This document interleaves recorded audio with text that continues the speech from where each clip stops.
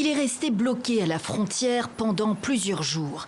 Un Américain d'origine jordanienne soupçonné d'avoir combattu dans les rangs de Daesh, expulsé par Ankara, mais persona non grata en Grèce. Renvoyé directement aux États-Unis, annonce ce vendredi le ministre turc de l'Intérieur.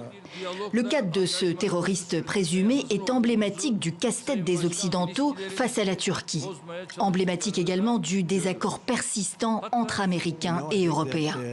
Pour les États-Unis, chacun doit rapatrier ses ressortissants de la région où sévissait le groupe État islamique.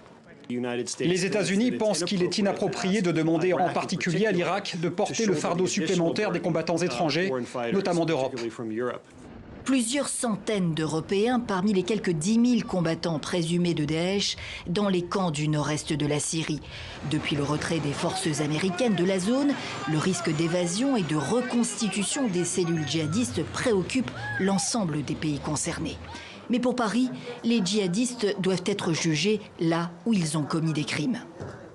Nous estimons, quand je dis nous, ce n'est pas uniquement la France, tous les Européens estiment que ces combattants-là doivent être jugés là où ils ont commis leurs crimes. Les autorités françaises y travaillent donc, cherchant à ménager l'opinion publique frappée par les attentats terroristes en France.